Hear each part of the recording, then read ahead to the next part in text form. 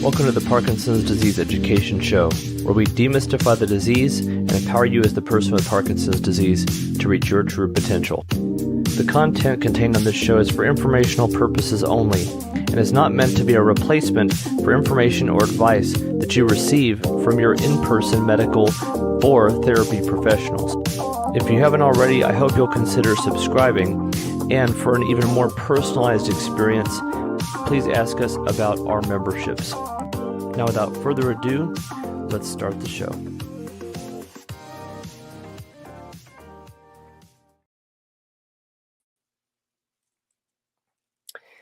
Howdy, folks, and Happy New Year.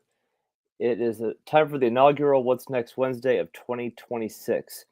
For those of you joining me for the first time, welcome.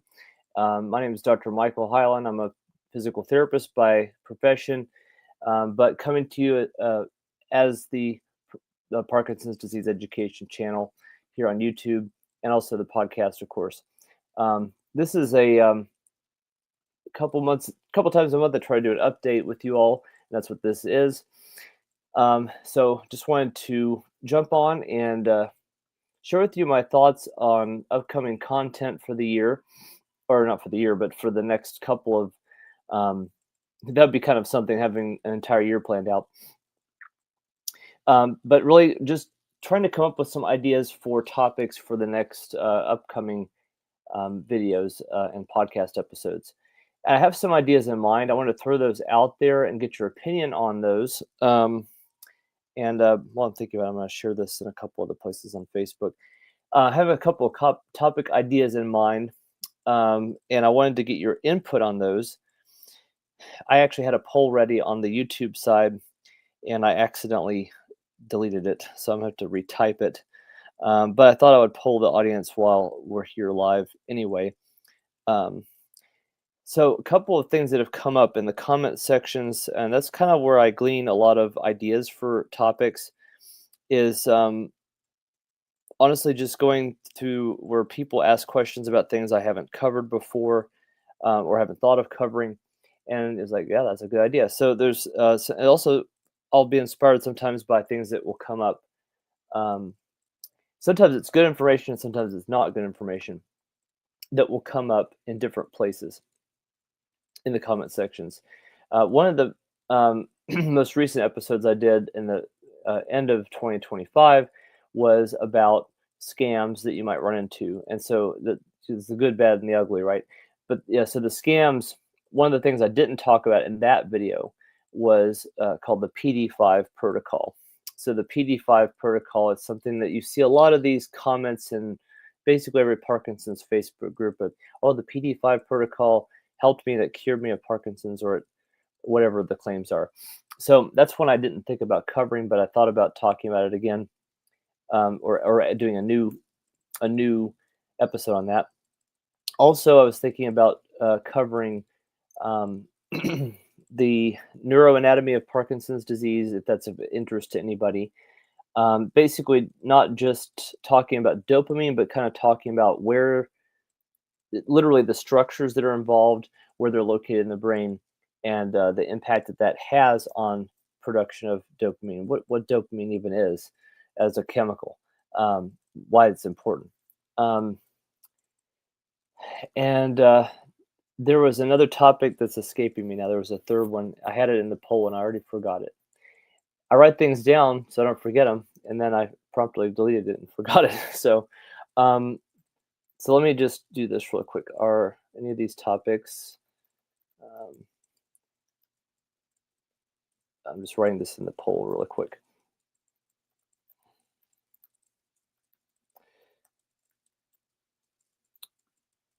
And I just wanted to do this on YouTube, particularly on the poll side. And if you have other ideas, you can leave them in the comments in the chat. I'd be happy to take that into consideration, because you all are who I'm trying to serve here. So it's not about what I want to talk about. I really want to know what you want to learn about. If I've talked about it before, I'll point you to the video or episode I've done on it. I wish I could remember what that third thing was. Okay, anyway, other, leave in comments. or chat.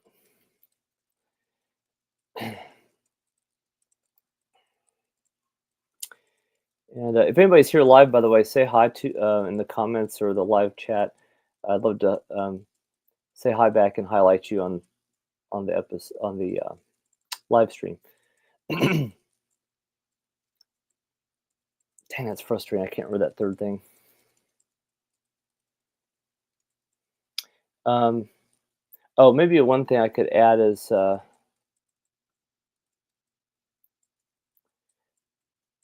I don't think this is the one I had earlier, but there was a new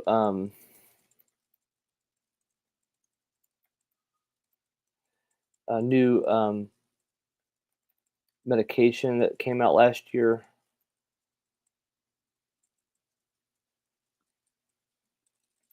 Tavapadon. It's a dopamine agonist. So if you're interested in learning more about that, let me know as well. Okay, let me just start this poll. You can add any other information. This is on YouTube, sorry, not on Facebook if you're watching on Facebook. But I just started that poll on the YouTube side. So, hi, Michael, fellow Michael here. There need to be more of us. Actually, there are quite a bit of Michaels from my generation, but I'm turning 40 next month, so there's a lot less Michaels, though, these days than there were in the 80s and 90s, or those born in the 80s and 90s. But anyway, I don't know if you all have heard of those things I just mentioned, but as far as like the PD-5 protocol, but there's all these invasions that will happen in the comment sections where people will say, people will comment something completely unrelated, or they'll post something, and in the comments, I think they're robots or not, you know what I mean? They're bots. They're not humans. It's like a computer going in the comment section and spitting out this blurb about this or that treatment or the other.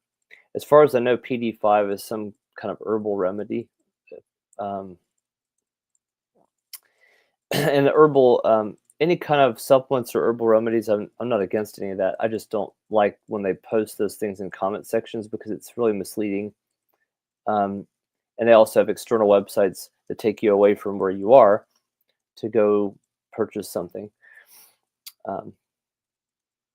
So I'm actually surprised we don't have quite as many. It may just be the time of day. Usually I have at least a few people more than we have right now live, but that's okay if we don't. I know there's going to be replays. People watch it later.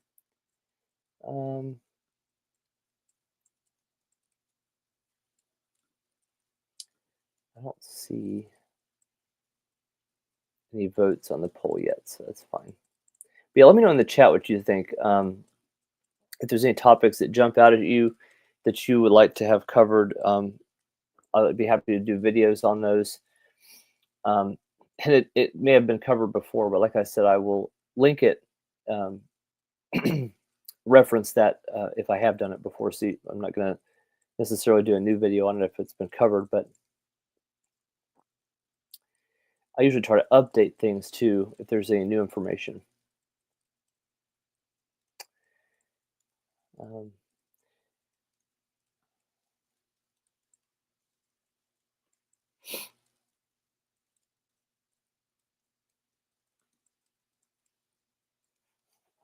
Yeah, so I'm just giving you all just a few minutes to, not a few minutes, a couple minutes here to answer that poll if you're on the YouTube side, and then otherwise I'll probably wrap this up in a second.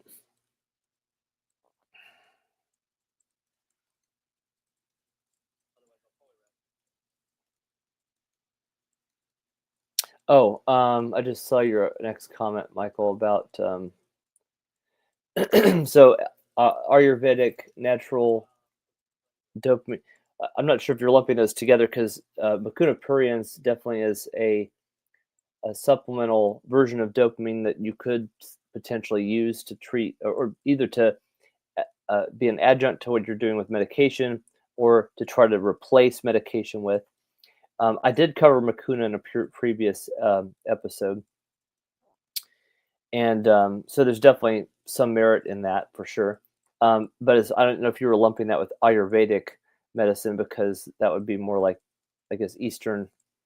Ayurveda would be more of, I'm sorry, I'm liking the terms not coming to me, is Hindu or Eastern Indian remedies. Um, Mukuna is used all over the world, so it's definitely not just limited to Ayurveda, if that's what you're referring to. Um, I've actually I have seen some other recommendations in that light, um, as far as more natural remedies, but I don't know much more about the specifics on that. Some people would recommend combination of yoga, for example, with Ayurveda. Um, you know, if it works for you, that's fine. I just don't know if that's, there's much merit to it other than anecdotes. But again, it's something to consider looking into, um, as a potential topic. I don't see the poll on my end now that I'm looking at it. If you're on YouTube, I don't. Yeah, Michael, you're on YouTube. Do you see a poll? Because I don't see it on my end on the public side. Maybe I have it on the wrong thread.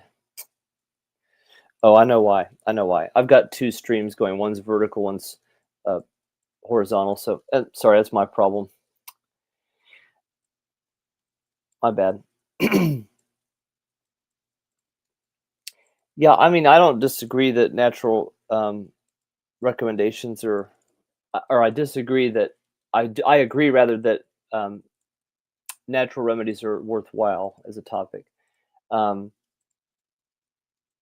I just don't always prescribe to that, because um, it just depends on the natural remedy we're talking about, is all I'm saying. There's definitely there's a lot of supplements out there. A lot of, there's no poll, thank you. A lot of supplements out there. There's a lot of herbal remedies out there recommended. And I just, there's also an equal amount of valid medical treatments too. So it's, but again, I'm happy to cover it and talk about it, and so I'll consider the Ayurvedic um, remedies, and but yeah, I'll actually, while you're here, Michael, let me link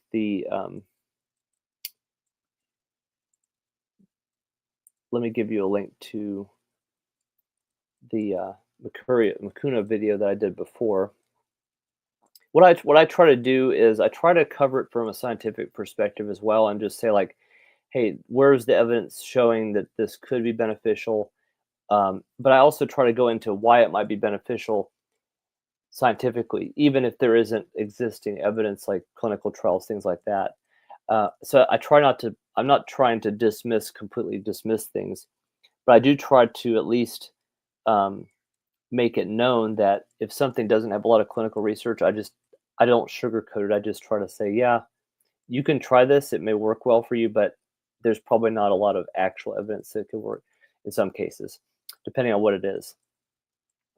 I mean, I've actually heard some doctors that are neurologists just outright say, "Yeah, you shouldn't take Makuna. You don't need to worry about that stuff." That's just one example. I don't like dismissive attitudes about things, though. It doesn't seem like there's any curiosity there with that attitude, And curiosity is very important in science. It's important in certainly in medicine, and um, you just don't get anywhere with that. I'm sorry. The live stream is making this so slow. Um, I'm not able to get that link for you, but um, I'll leave it in the comments after the live stream if I can, or I should say if I can. When I get done with the live stream, I'll leave it in the comment section. And Robert says, thank you for watching live and commenting. Says that Tavapadon is coming in 2026. Yeah, actually, that was one of the ones I had on the poll.